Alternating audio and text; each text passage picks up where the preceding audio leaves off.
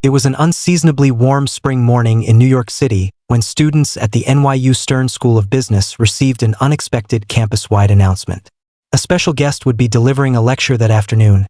Not a business mogul or a renowned economist, but Barron Trump, the 19-year-old youngest son of sitting U.S. President Donald J. Trump. The news spread like wildfire across social media and news outlets. Barron, who had largely stayed out of the spotlight during his father's presidency, was about to step into one of the most prestigious stages in academia. While some mocked the idea, others were intrigued. What could the president's youngest son possibly have to say about economics? The timing couldn't have been more strategic. Just days earlier, President Trump had announced a massive 245% tariff hike on Chinese imports, sending shockwaves through Wall Street and prompting a fresh wave of global debate about America's role in the world economy. Critics warned of rising consumer prices and trade war retaliation, while supporters praised it as a bold move to revive American manufacturing. But what no one expected was for Barron to weigh in at by noon. NYU's Paulson Auditorium was packed. Reporters scrambled for camera angles, students jockeyed for front-row seats, and professors whispered in anticipation. The school hadn't seen this much buzz since Warren Buffett's visit nearly a decade ago. When Barron Trump walked onto the stage, the room went silent. Dressed in a sharp navy suit with a crimson tie, echoing his father's signature style, he exuded a calm confidence that surprised even the harshest skeptics in the room. He began with a smile and a tone that felt more professor than politician. "I want to thank NYU Stern for allowing me to speak today," he said, his voice smooth, measured. "I'm not here as the president's son. I'm here as a student of history, economics, and more importantly, the American future." The crowd was still captivated. "I know what many of you are thinking," he continued. "How can someone like me understand the complexities of trade, tariffs, and global supply chains? Well, the truth is, I've had a front-row seat my entire life." Then he dove in. Barron began by explaining the historical context of tariffs, referencing Alexander Hamilton's Report on Manufactures, which argued that the federal government should protect young American industries from foreign competition.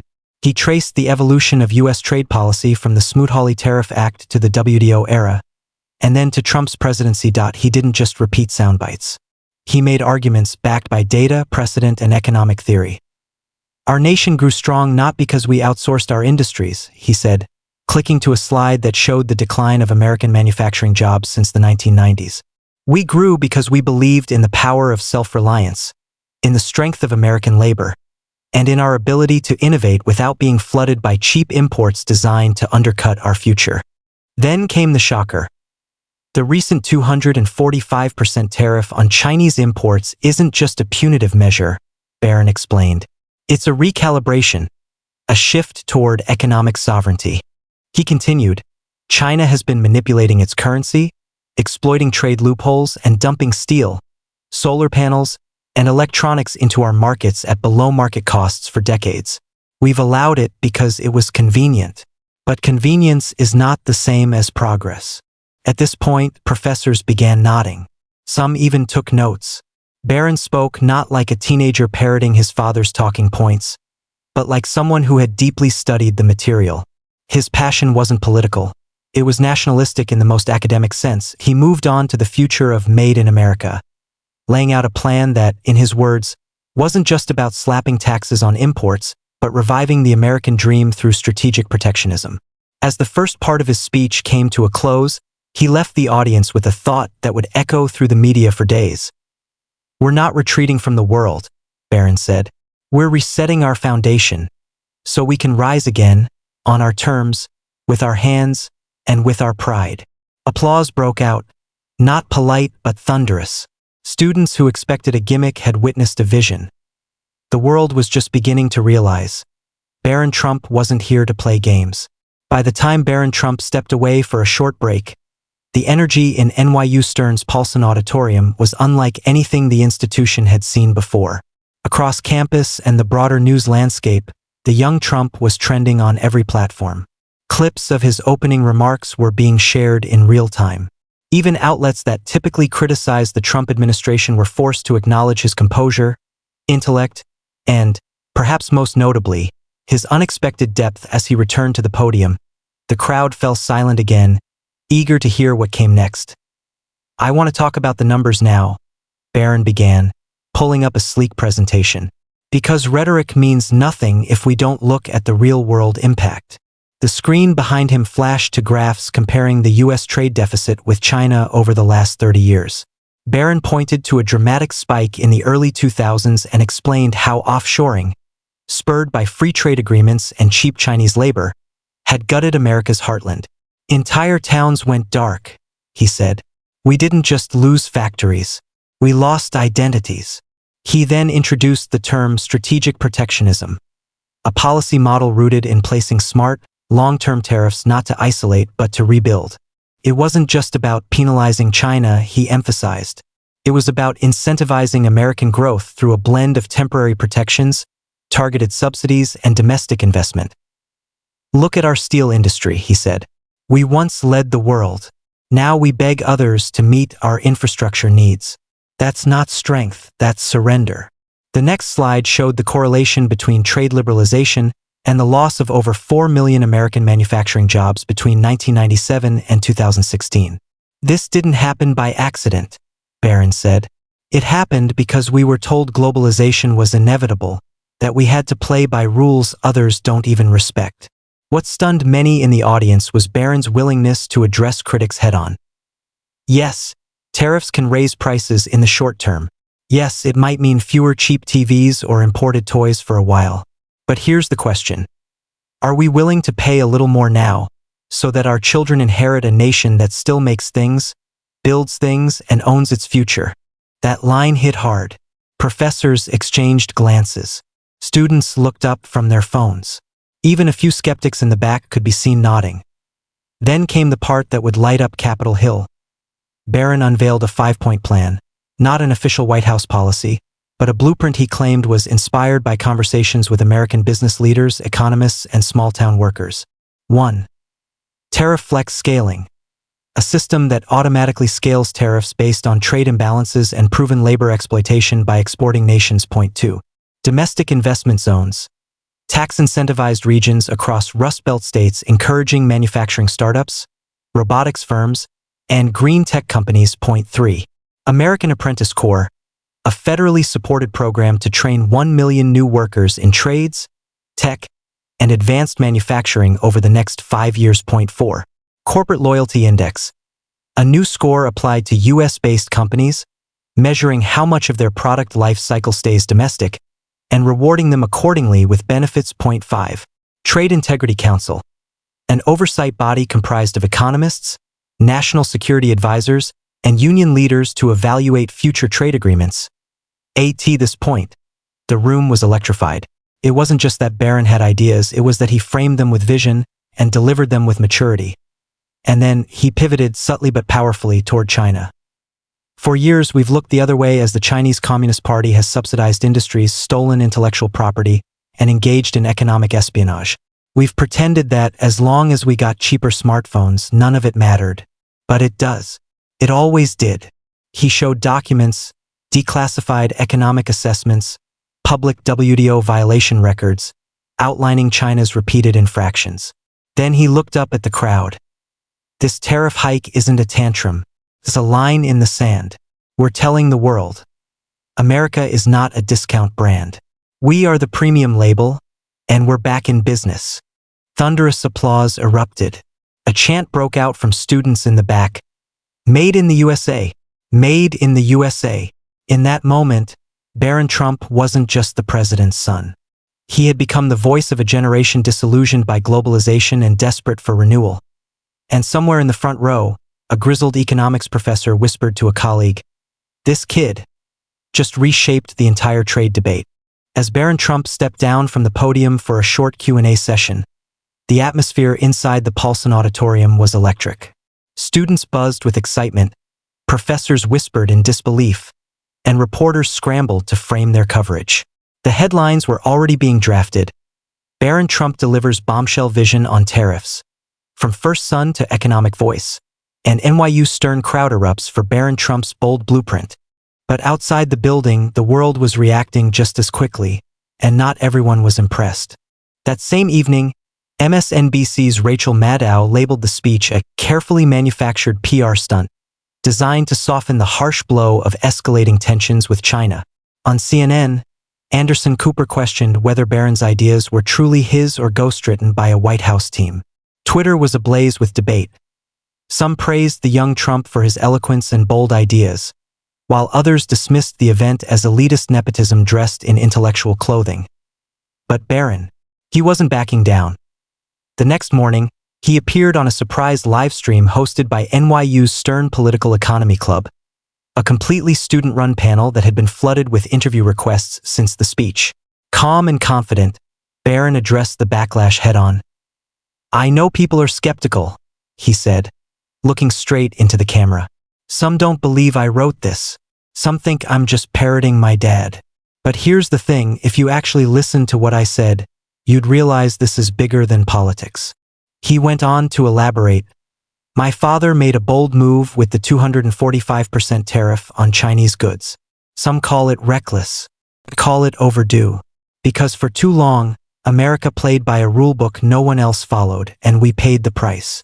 Then, turning up the heat, he added, "If defending American workers, standing up to China, and building a future based on independence makes me a target, then so be it." That comment alone would dominate the 24-hour news cycle. But Barron wasn't done making waves in an unexpected twist. He posted a 12-minute breakdown on Instagram explaining how the tariffs would actually benefit small American businesses. The video, complete with graphics and real-world examples, went viral overnight, reaching 20 million views in just 36 hours. He highlighted a furniture maker in Ohio who had shut down in 2015 because Chinese imports undercut his prices by nearly 50%. "Now," Barron explained, "with tariffs evening the playing field, he's reopened. He's hired 37 workers. He's paying American wages and building with American materials." In another example, he talked about the revival of a textile mill in Georgia, once shuttered, now reopening thanks to a shift in supply chains away from China. "The tariffs aren't just taxes," he said. "They're signals that we're betting on ourselves again." The Instagram clip received a like and repost from Elon Musk, who commented, "Love or hate the Trump family, the kid's got a point." That endorsement alone flipped the conversation on its head. Suddenly, business leaders, tech moguls, and economists started debating the concept of strategic protectionism seriously. Barron's speech wasn't a footnote anymore. It was a movement. And while mainstream media continued to attack, something even more surprising happened. Barron received an official invitation from Harvard Kennedy School to participate in a panel titled Youth Leadership in National Economic Strategy. Simultaneously, two prominent Democrats, Representative Ro Khanna and Senator Jon Tester, cautiously praised the young Trump for bringing serious ideas to the national stage, even if they didn't agree with every point. Meanwhile, President Trump, ever the showman, took to Truth Social and posted, "Barron crushed IT at NYU Stern. So proud of this brilliant young man. Even CNN couldn't ignore it. Hashtag like father like son, hashtag made in America."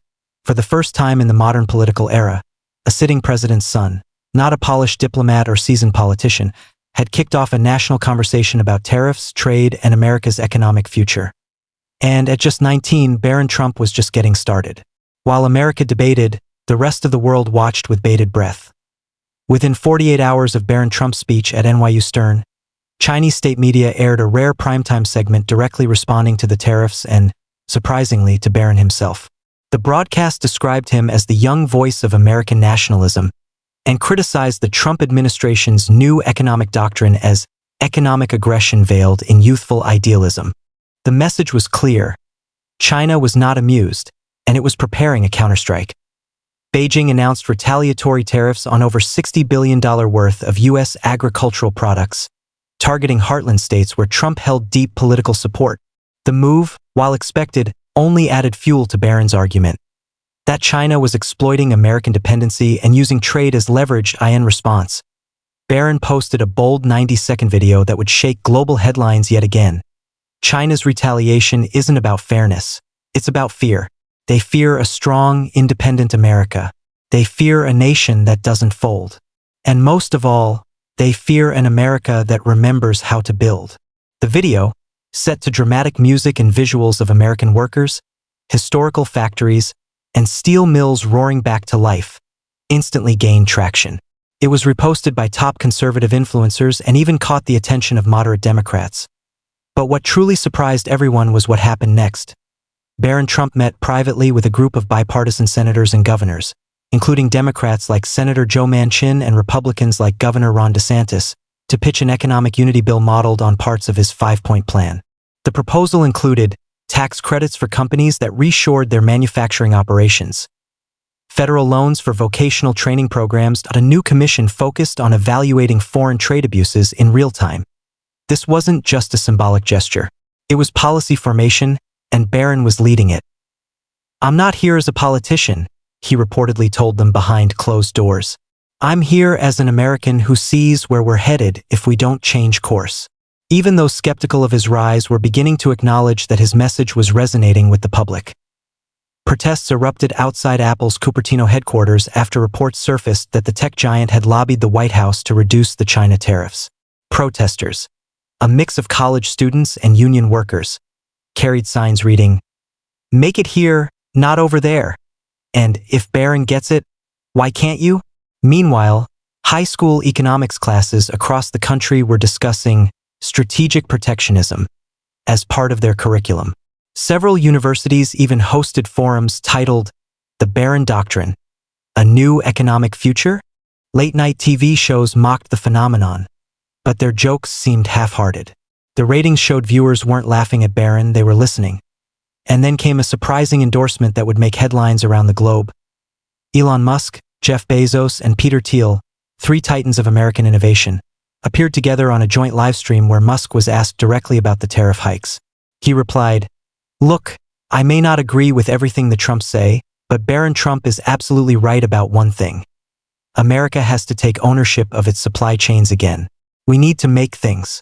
And if tariffs help us do that, so be it." Bezos, who has historically clashed with President Trump, added, "I never thought I'd say this, but the kid is asking the right questions. The global economy is shifting, and the US needs to lead, not trail." The global shockwave was undeniable.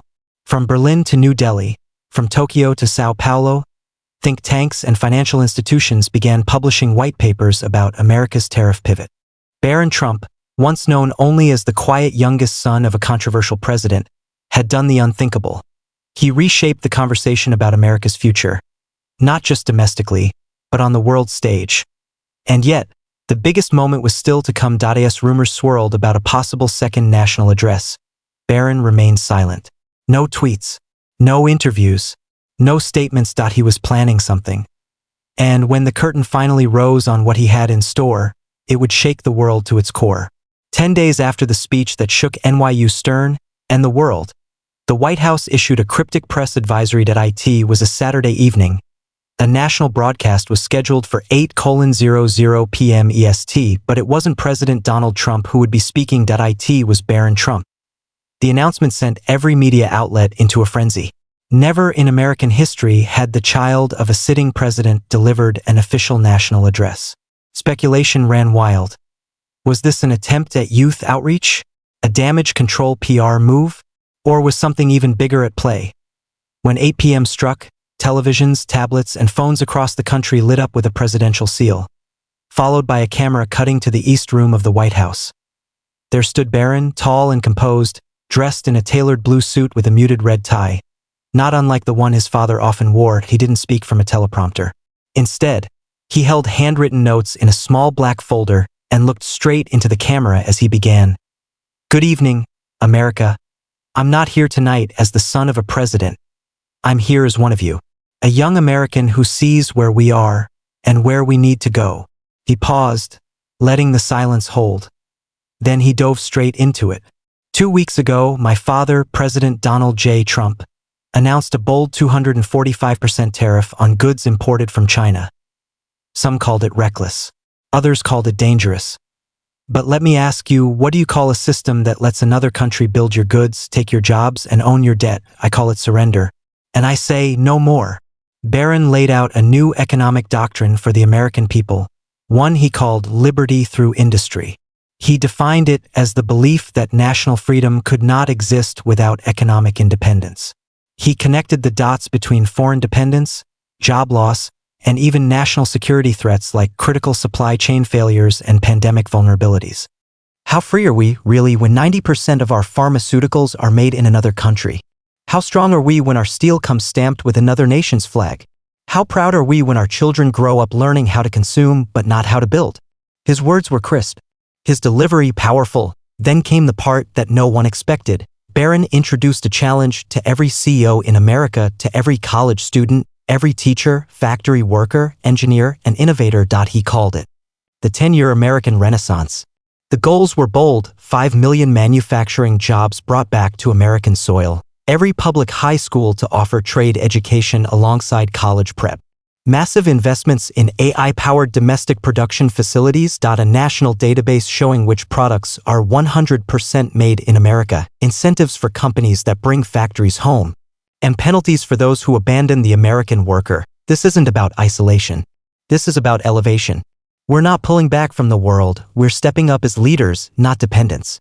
As he neared the end, Barron's voice grew more personal. My generation has never known an America that builds like it used to, but I believe we can reclaim that spirit. Not by copying the past, but by owning the future. He looked straight into the camera and ended with a line that instantly trended worldwide. We are not just consumers. We are creators. Let's make America make again. The camera faded to black, and within minutes, the reaction was unlike anything the nation had seen in decades.